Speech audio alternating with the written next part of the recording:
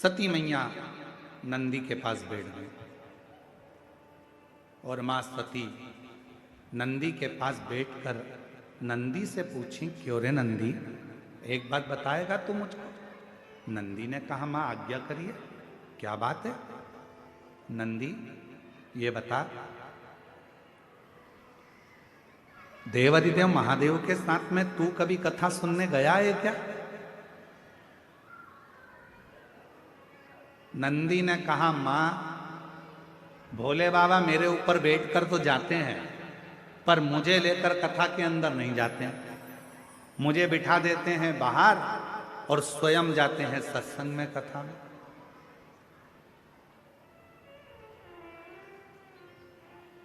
आप लोगों में से कितने लोग हैं जो अमरनाथ जी गए हैं? अमरनाथ कोई गया हो तो हाथ उठाओ जरा। 1 2 3 4 5 6 7 8 9, बहुत सारे होंगे जो अमरनाथ जी दर्शन करने के लिए जाते हो तो आप देखते होंगे कि बीच में एक स्थान ऐसा आता है जहां बाबा ने अपना नाक छोड़ दिया, बीच में एक स्थान ऐसा आता है जहां बाबा ने अपना नंदी छोड़ दिया, बीच में एक स्थान ऐसा आता है जहां बाबा ने अपनी गंगा छोड़ दी। केवल देव अधिदेव महादेव अमरनाथ जी की गुफा में अकेली माता पार्वती को अमर कथा श्रवण करा रहे हैं, बाकी के सबको बाबा ने बाहर छोड़ दिया, सबको बाहर छोड़ा बाबा, कथा कर। तो माता सती जी ने पूछा, क्या नंदी तुमने कभी शंकर जी के साथ बैठकर कथा सुनी? नहीं, मुझे तो बाहर छोड़ देते, वो अंदर कथा सुनते हैं, मुझे बाहर छोड़। तो सती माता ने कहा, तुमने कभी कथा नहीं सुनी? नहीं।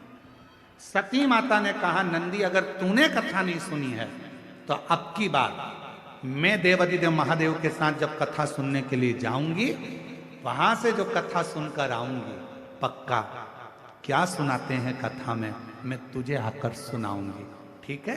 नंदी खुश हो गए। नंदी ने कहा, मां बड़ी कृपा करी आपने, जो मुझे कथा सुनाओगे? हाँ, तुझे कथा सुनाऊंगी, तुझे।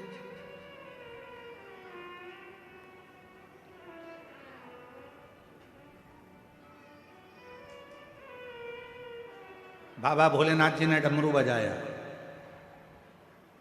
मां सती नंदी पर बैठी, शिव जी के साथ मां सती कथा सुनने के लिए चली कुंभज बाबा के आश्रम।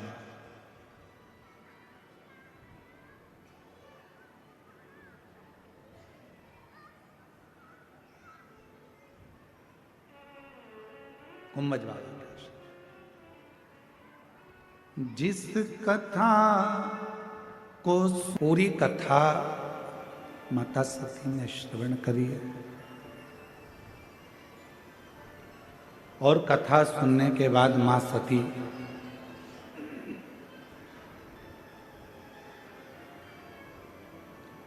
बाबा भोलेनाथ जी तो अंदर, कुंभज बाबा के पास में विराजमान है और माता सती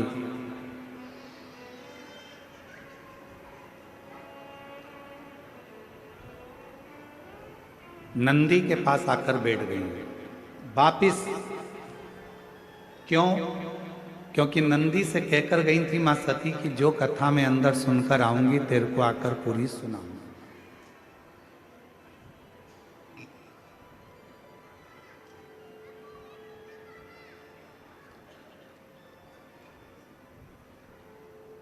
शिव जी के सम्मुख का आनंद लेने वाले नंदी बाबा भगवान मां सती जी के सामने माता सती से प्रार्थना करें, निवेदन करें, विनती करें। मां नंदी से कह रही है, नंदी ने मां सती जी के हाथ जोड़कर प्रार्थना करी, विनय करा, निवेदन करा, विनती करी, कहा, शंभो शंभो शंभो शंभो शंभो शंभो शंभो शंभो शंभो। मां सती ने नंदी से कहा, नंदी मैं जो कथा श्रवण कर कर आई हूं, वो कथा में तुझे श्रवण कराता हूं। पर कथा सुनाने के समय पर मां सती नंदी के कानों में बैठकर बोलती हैं कि नंदी, कथा तो मैंने सुनी, अभी देखो आपको कहा था कि नंदी के पास बैठकर जो बोला जाता है, नंदी के पास बैठकर जो मांगा जाता है, नंदी के पास बैठकर जो प्रार्थना करी जाती है, वो स्वीकार करते हैं बाबा भोलेनाथ, सुनते हैं, हृदय में उतारते हैं।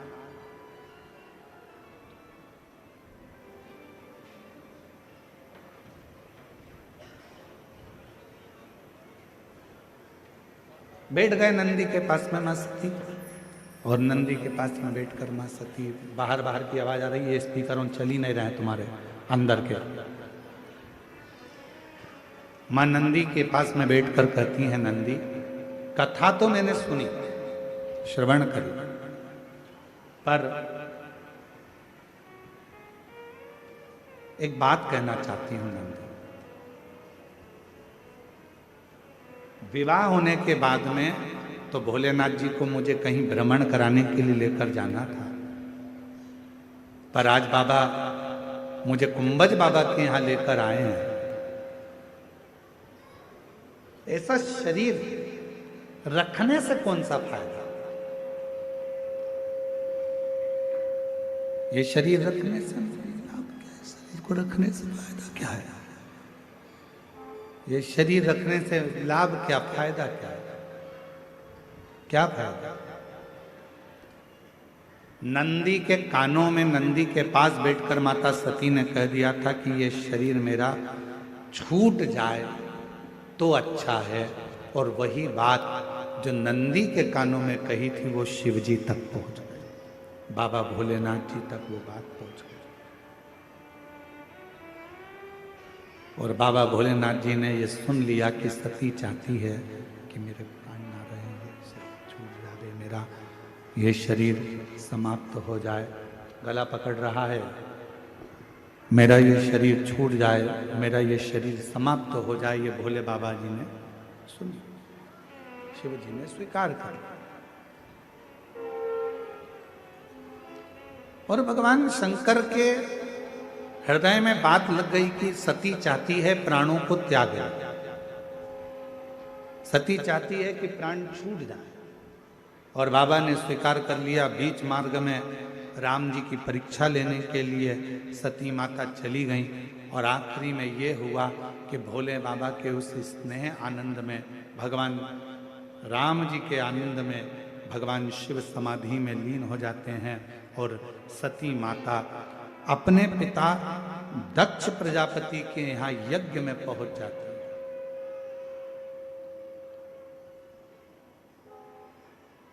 यज्ञ में माता सती पहुंची, और यज्ञ में जाकर माता सती ने, शिवजी ने तो मना करा था, बाबा भोलेनाथ जी तो कह रहे थे कि मत जाओ, हमारा शास्त्र, हमारा वेद, हमारी पुराण, हमारे वेद शास्त्र वर्णन करते हैं कि क्यों किसी अन्य जगह पर जाना जहां तुम्हारा सम्मान ही ना हो, जहां पर तुम्हारा आदर नहीं है, सम्मान नहीं है, सत्कार नहीं है। बाबा पर भरोसा, क्या नहीं देगा।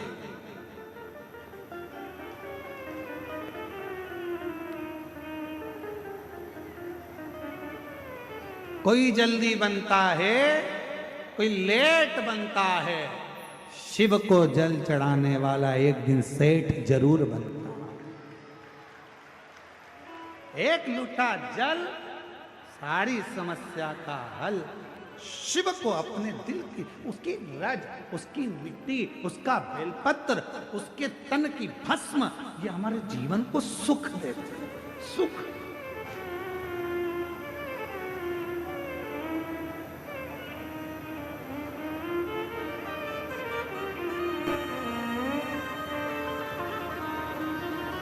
कितना सुंदर देवघर है, जरा इसका हम वर्णन करें आपके भाव।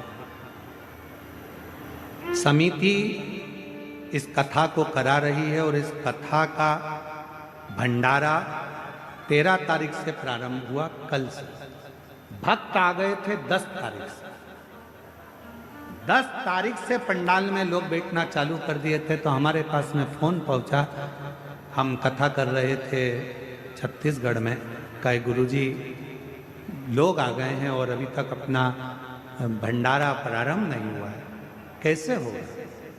हमने कहा चिंता मत करो, जिसके घर में लोग आए हैं वो स्वयं खिलाए, टेंशन मत लो। शाम की 6 बजी थी और शाम के 6 बजे कोई गांव नगर पड़ता है, कोई शहर एक और जिला कोई पड़ता है, इसी देवघर के पास में कोई एक स्मरण में नहीं आ रहा, हम जब आ रहे थे तो वहाँ पड़ा था, कोई बूढ़ा ढोरा करके ऐसा कोई मुन्ना ऐसा कोई जिला पड़ता है। तो वहाँ से एक गाड़ी में पूड़ी और सब्जी भरकर कोई व्यक्ति आया अपनी 4 व्हीलर गाड़ी में और पूरे लोगों को खिलाकर अपनी गाड़ी लेकर वापस चले गए। वापस फिर फोन पहुंचा, गुरुजी आज का भोजन तो ना जाने बाबा ने किसको भेज दिया था, वो कराकर चले गया। हमने कहा कल 11 तारीख है, उसकी भी चिंता मत करो, सब उसका है। 11 तारीख हुई, सवेरे कोई आया दाल चावल बनाकर लेकर आया, सब्जी और बैंगन का भरता, भक्तों को खिलाकर चले गए। शाम को फिर आया, ऐसे 9, 10, 11, 12 तारीख तक लगातार ना जाने मेरा बाबा वैद्यनाथ किस रूप में आता था, लोगों को भोजन कराकर चला जाता था। उसको पहचान, उसको पहचान, उसके दरवाजे पर जाओ, देवघर दर्शन करने के लिए, मेरे वैद्यनाथ जी का दर्शन करने के लिए उसके मंदिर में जाओ, झोली पसार कर कुछ मांगो कि धन देना, दौलत देना, संपदा देना, बच्चे देना, ये देना, वो देना, ये सब मत मांगना। अगर देवघर में आए हो, अपने बाप के घर में आए हो और वैद्यनाथ जी के घर में आए हो, तो उससे कहना बाबा मैया के साथ हमारे घर, हमारे दुखड़े मिटाने साथ चल, तू रहेगा तो दुख कभी आएगा ही। तू है अजय, अगर तू है तो दुख नहीं आएगा। उसको विनय करो, निवेदन करो, विनती करो, देगा, लौटाएगा, खाली नहीं देगा, दिए बिगर नहीं दे सकते। कथा कर,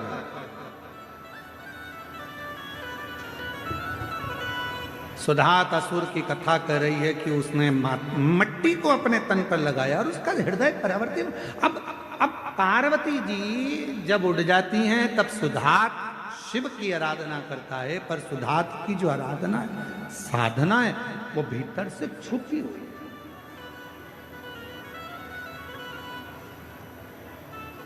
छुपी हुई। कभी माता पार्वती जी ने सुधात असुर को नहीं देखा।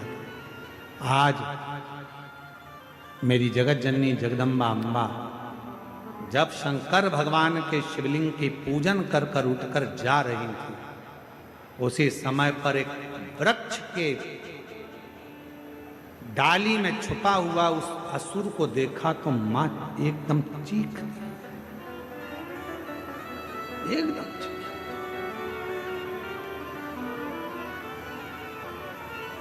कितनी सुंदर बात है कि पार्वती जी तप कर रही हैं शिव जी को अपना बनाने के लिए, और सुधात जब भी तन पर मिट्टी लगाता था तो भोलेनाथ जी से एक ही बात कहता था कि जब भी मेरे प्राण जाएं तो आपके हाथों से जाएं, मेरे प्राण छूटे तो आपके हाथों से छूटे।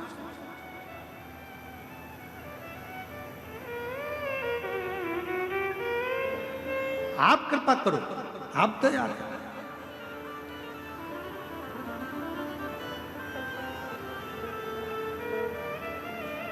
मेरे अगर प्राण जाएं तो आपके हाथों से। आप हमारे यहाँ देवास वाले चंदन सुनी जी बैठे हैं, ये जब भी सियोर आते हैं तो एक ही बात कहते हैं, बाबा जब जाते जाते कहते हैं बस इतना आशीर्वाद जरूर देना कि भोलेनाथ जी से कहते रहना कि वो देता रहे और हमको 12 ज्योतिर्लिंग में यजमान बनाता रहे। और हम इनको चंदन सोनी जी को हम ये बोलते और हम हंसते, ये बोले कि हम मुस्कुराए। हम कहे तुम बाबा से कहते हो कि बाबा जन, हाँ वही बना सकता है, किसी दूसरे की सामर्थ्यता नहीं कि वो बन जाए, वो बनाएगा तो बनाएगा। बहुत तेरी कृपा का क्या है भरोसा, कब किस पर हो जाए, जरा सी हम पर कर दो, जरा सी हम पर कर दो। आप भी बोलना, जिस पर भी हो गई तेरी कृपा करुणा भव पार हुआ, भव पार हुआ। पापी हो चाहे जितना उसका भी बाबा उद्धार हुआ, उद्धार हुआ। गिद्ध अजामिल गणिका जैसे तेरे मन को भाए, जरा सी हम पर कर दो, जरा सी हम पर कर। तेरी कृपा, और तू कृपा करेगा तो दुनिया में ऐसा कोई काम नहीं है जो हो नहीं सकता। सबके हाथ जोड़कर देख लो, सबको प्रणाम कर कर देख लो, सबके दरवाजे पर घूम कर देख लो, सबसे विनय कर कर देख लो। अगर मेरे भोले बाबा जैसा कोई भोला मिल जाए तो जरूर बताना। इतना सरल, इतना सहज, इतना सरल, इतना सहज, उसे ना 56 भोग चाहिए, ना लड्डू पेड़ा चाहिए, उसे ना तुम्हारा दिखावा न चाहिए और ना उसको आडंबर चाहिए। उसको तो केवल एक लोटा जल देकर प्रसन्न किया जा सकता है। एक लोटा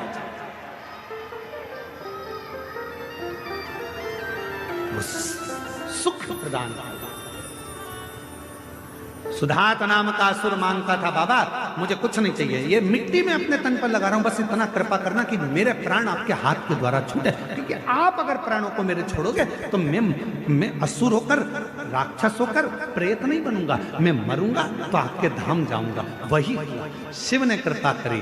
पार्वती जी ने जैसे सुधात असुर को पहली बार देखा, भयंकर रूप था, पार्वती जी घबरा गई। घबरा कर उनके मुख से आवाज निकली, एकदम चीख पड़ी। जैसे चीखी, शिव जी को लगा कि कोई पार्वती पर हमला कर दिया। शंकर जी ने त्रिशूल फेंक दिया, जो त्रिशूल गया वो सुधात असुर के हृदय को लग गया। सुधात असुर के शरीर पर जैसे ही त्रिशूल लगा, सुधात के प्राण छूटने वाले थे। इतनी देर में सुधात ने आवाज लगा दी, हार हार। और जैसे ही सुधात ने आवाज लगाई, महादेव वहां प्रकट हो गए। तुम कौन हो? सुधात कहता है, बाबा मैं असुर हूं, राक्षस हूं, पर मां पूजन करती थी, उनकी पूजन को देखता था, मिट्टी तन पर लगाता था, आपसे केवल इतना ही मांगता था कि आपके द्वारा प्राण छूटे। सुधात तो चिंता मत कर, सुधात तो बिल्कुल चिंता मत कर, मैं अब भी तुझे जीवित कर देता हूं। सुधात मैं तुझे अमर कर देता हूं। सुधात असुर ने हाथ जोड़कर कहा देवाधिदेव महादेव से, बाबा ना मुझे अमर करिए ना मुझे जीवित करिए, आप तो केवल इतनी कृपा कर दो कि इस भूमि पर आपका दर्शन हुआ है, मैं जब मर जाऊं मेरे जैसे असुर के नाम से